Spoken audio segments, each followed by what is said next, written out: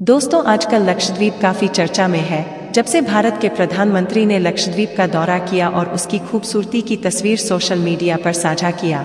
दोस्तों, भारत में लक्षद्वीप की खूबसूरती की चर्चा पूरे भारत में हो रही है। खासकर भारतीय सितारे जो कल तक छुट्टियां मनाने मालदीव जाते थे, वह भी लक्षद्वीप की जमकर तारीफ करते नजर आ रहे हैं और नए साल में विदेश में नहीं बल्कि अपना देश भारत में लक्षद्वीप में छुट्टियां बिताना चाहते हैं। अगर आपका भी मन लक्षद्वीप घूमने का हो रहा है या आप भी लक्षद्वीप जाने की सोच रहे हैं, तो यह वीडियो को अंत तक जरूर देखिए, क्योंकि इस वीडियो में आपको लक्षद्वीप से जुड़े सारे सवाल, जैसे लक्षद्वीप घूमने के लिए कौन सा महीना सबसे अच्छा है, लक्षद्वीप में क्या प्रसिद्ध है, लक्षद्वीप जाने के लिए क्या करना होगा, क्या लक्षद्वीप में शराब मिलती है या नहीं, लक्षद्वीप जाने में कितना खर्चा होगा, इत्यादि सवालों के जवाब आपको मिलने वाले हैं। तो चलिए वीडियो शुरू करते हैं। पर उससे पहले आपसे विनम्र निवेदन है कि इस वीडियो को लाइक और चैनल को सब्सक्राइब जरूर कर दीजिए। दोस्तों, सबसे पहला सवाल यह है कि आखिर लक्षद्वीप घूमने के लिए सबसे अच्छा महीना कौन सा होता है। तो आपको बता दूं, लक्षद्वीप में पूरे वर्ष सुखद मौसम रहता है।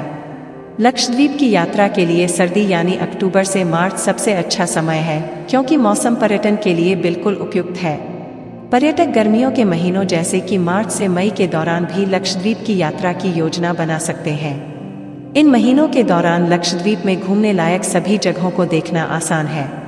अब आता है दूसरा सबसे बड़ा सवाल कि लक्षद्वीप में घूमने लायक कौन कौन सी प्रसिद्ध जगहें हैं। तो आपको बता दूं कि मिनिकॉय द्वीप लक्षद्वीप में घूमने के लिए सबसे प्रमुख स्थानों में से एक। यह द्वीप केंद्रीय केंद्र है जो आपको इसके सहयोगी द्वीपों से जोड़ता है।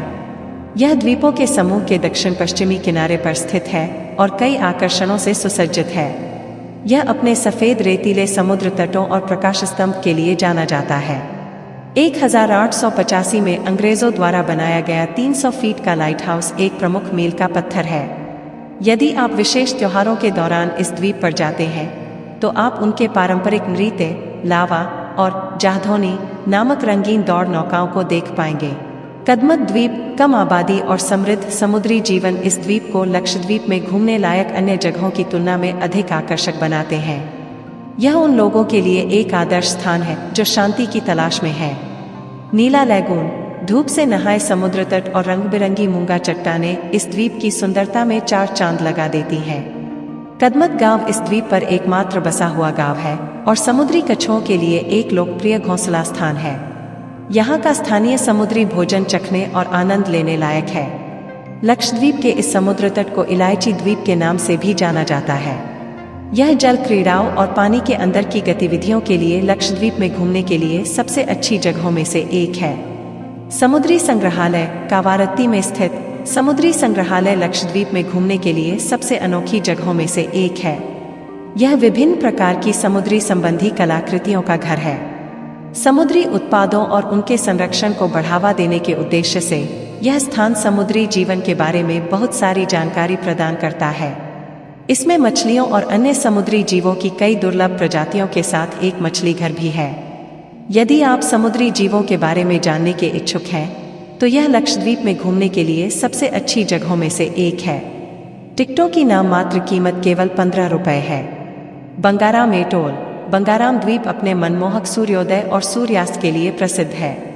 प्राचीन रेतीले समुद्र तट, शांत लैगून और मूंगा चट्टानें यहाँ के मुख्य आकर्षण हैं।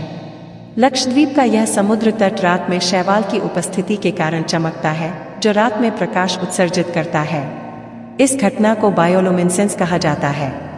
रात में चमकते बंगाराम समुद्र तट पर घूमना एक अद्भुत अनुभव है। लक्षद्वीप में घूमने के सभी स्थानों में से बंगाराम लक्षद्वीप का एकमात्र द्वीप है जहां शराब की बिक्री और खपत की अनुमति है। अंद्रेती द्वीप लक्षद्वीप में घूमने लायक स्थानों में अंद्रेती एक और रत्न है। यह लक्षद्वीप के सभी द्वीपों में सबसे बड़ा द्वीप है और भारतीय मुख्य भूमि से सबसे निकटतम द्वीप भी है। अंद्रेती द्वीप में देखने लायक चीजों में बौद्ध पुरातात्विक अवशेष और संत हजरत उबैदुल्लाह की कब्र शामिल है। अब सवाल यह है कि लक्षद्वीप जाने के लिए हमें क्या करना होगा। तो इसके लिए भारतीय नागरिकों को द्वीप क्षेत्र में प्रवेश करने के लिए परमिट की आवश्यकता होती है। परमिट लक्षद्वीप प्रशासन से प्राप्त किया जा सकता है और इसके लिए पहले से ही आवेदन करने की सलाह दी जाती है।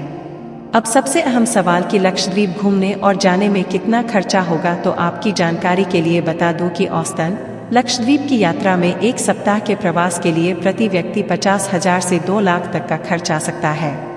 इसमें उड़ाने, आवास, भोजन और गतिविधियां शामिल हैं। उम्मीद है आपको यह वीडियो पसंद आया होगा। अंत में अगर आपको लक्षद्वीप से जुड़ी कोई और सवाल है तो कमेंट कर जरूर बताएं। धन्यवाद।